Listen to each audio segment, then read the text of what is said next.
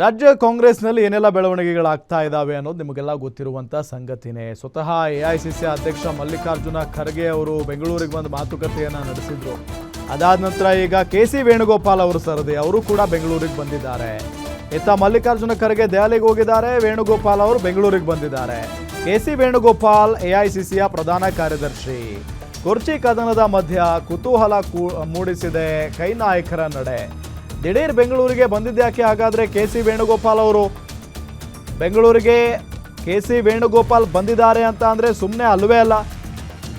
ಒಂದು ಕಡೆ ಈಗ 3 ದಿನಗಳ ಕಾಲ ಮಲ್ಲಿಕಾರ್ಜುನ್ ಖರ್ಗೆ ಅವರು ದೆಹಲಿಯಿಂದ ಬೆಂಗಳೂರಿನಲ್ಲೇ ಇದ್ದರು. ಬಂದು ಬೆಂಗಳೂರಿನ ಅವರ ನಿವಾಸದಲ್ಲಿ ಇದ್ದರು. ಪ್ರತಿಯೊಬ್ಬ ಶಾಸಕರು ಸಚಿವರುಗಳು ಅವರನ್ನು ಹೋಗಿ ಭೇಟಿ ಮಾಡಿದರು. ಅವರವರ ನಾಯಕರ ಪರವಾಗಿ ಲಾಬಿ ಕೂಡ ಮಾಡಿದರು.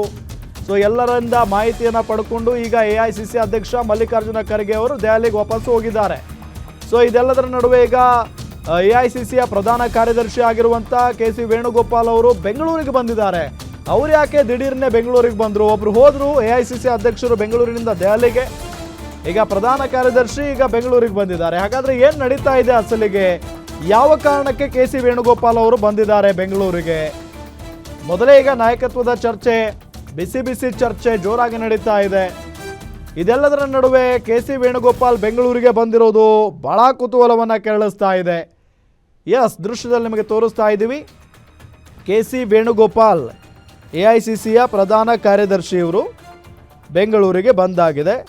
ಸೊ ಈಗ ಯಾಕೆ ಬಂದಿದ್ದಾರೆ, ಏನು ಉದ್ದೇಶ, ಜೊತೆಗೆ ನಾಳೆ ಯಾರನ್ನ ಭೇಟಿ ಮಾಡ್ಬೋದು?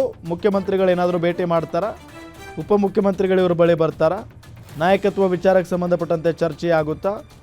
ಸೊ ಇದೆಲ್ಲವನ್ನು ಕೂಡ ಕಾದು ನೋಡಬೇಕು. ಇದ್ರ ಜೊತೆಗೆ ನಾಳೆ ಏನಾದರೂ ಈ ನಾಯಕತ್ವ ಬದಲಾವಣೆ ವಿಚಾರಕ್ಕೆ ಸಂಬಂಧಪಟ್ಟಂತೆ ಏನಾದರೂ ಒಂದು ದೊಡ್ಡ ತೀರ್ಮಾನ ಹೊರಗೆ ಬರುತ್ತಾ ಅನ್ನೋ ಕುತೂಹಲ ಇದೆ. ಯಾಕೆ ಅಂತ ಹೇಳಿದರೆ ನಾಳೆ ರಾಹುಲ್ ಗಾಂಧಿ ಅವರು ಕೂಡ ಸಿಗ್ತಾರೆ. ಇದ್ರ ಜೊತೆಗೆ ಕೆ.ಸಿ. ವೇಣುಗೋಪಾಲ್ ಕರ್ನಾಟಕಕ್ಕೆ ಬಂದಿರೋದು. ಸೊ ಹಂಗಾಗಿ ಏನಾದರೂ ಒಂದು ದೊಡ್ಡ ಬೆಳವಣಿಗೆ ಆಗುವಂಥ ಸಾಧ್ಯತೆ ಇದೆ.